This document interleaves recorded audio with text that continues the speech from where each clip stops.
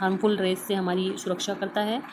Scorching heat of the sun, sun की heat से बचाव करता है। It consist of a number of gases, इसमें गैस बहुत सी गैसें होती हैं। Dust and water vapour, dust होती है, वाटर की वेपर होती है। The changes in the atmosphere produce changes in the weather and climate, atmosphere में चेंजेस से वेदर, मौसम में, और climate,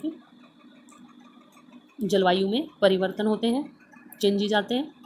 plant and animal kingdom together make biosphere और लिविंग वर्ल्ड, प्लांट और एनिमल मिलकर बायोस्फीयर या लिविंग वर्ल्ड बनाते हैं। It is a narrow zone of the earth, earth का ये नैरो जोन है, where land water and air interact with each other to support life, एक दूसरे से इंटरेक्ट होते हैं, लैंड वाटर और एयर, और सपोर्ट लाइफ को सपोर्ट करते हैं। So students, we have learned about natural environment and its domains. Tomorrow we will read about ecosystem and human environment. Okay, thank you. Welcome to the SST class, chapter first, environment. Students, yesterday we have read about components of environment, biotic and abiotic organism. Today we will read about natural environment. Component of environment: natural, human made and human, biotic, abiotic. Now let's read about natural environment. Land, water, air, plants and animals comprise the natural environment.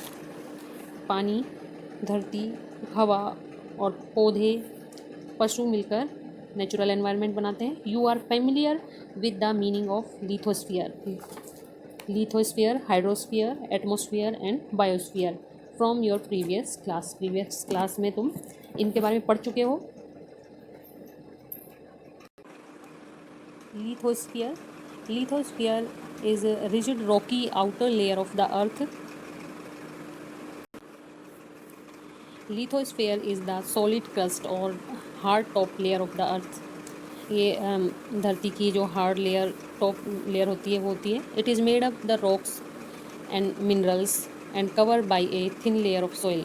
ये rocks से, mineral से बनी होती है और पतली soil की पतली लेयर से कवर्ड होती है. It is an irregular surface, ये उबड़ खाबड़ सरफेस होती है. विद वेरियस लैंड फॉर्म्स, बहुत विभिन्न प्रकार के लैंड फॉर्म जैसे mountains, plateau, plains, valleys etcetera इस पर होते हैं. Land form are found over the continents, land form continent महाद्वीपों पर मिलते हैं.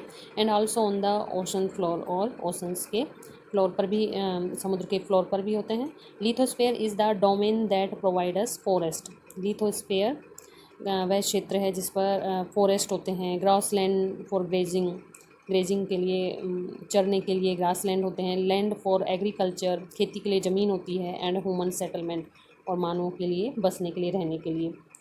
It is also a source of mineral wealth, और ये खनिजों का भी खजाना का स्रोत है. This is biosphere, this is lithosphere, this is hydrosphere. The domain of water is refer to as hydrosphere. पानी का जो क्षेत्र है वो हाइड्रोस्फीयर है. It comprises various source of water and different type of water bodies like rivers, lakes, seas, oceans etc.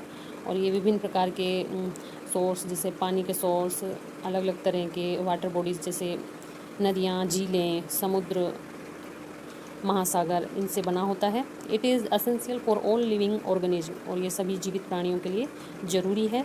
The atmosphere is the thin layer of air that surrounds the earth. Atmosphere पतली layer होती है जो पृथ्वी के चारों ओर घेरे हुए होती है. Gravitational force of the earth hold the atmosphere around it. गुरुत्वाकर्षण बल चारों तरफ से इस एटमॉस्फेयर को पकड़े रखता है. It protect us from the harmful rays and scorching heat of the sun. ये सन की हीट से और हार्मफुल रेज से हमें प्रोटेक्ट करता है. It consist of a number of gas, इसमें बहुत सी गैसें होती हैं.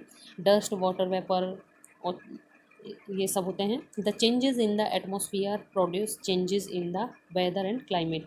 एटमॉस्फेयर में चेंज होने से मौसम में और क्लाइमेट जलवायु में भी चेंजेस होते हैं। Plant and animal kingdom together make biosphere.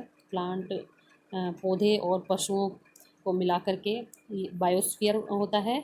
The living world, इसको लिविंग वर्ल्ड भी बोलते हैं। It is a narrow zone of the earth, ये धरती का नैरो जोन है, सकड़ा जोन है। Where land water and air interact with each other, इस पर धरती, पानी, हवा एक दूसरे से इंटरेक्ट होते हैं और टू सपोर्ट लाइफ, और जीवन प्रदान करते हैं।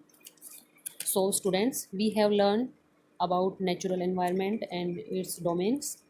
Tomorrow we will read about ecosystem and human environment. Okay, thank you.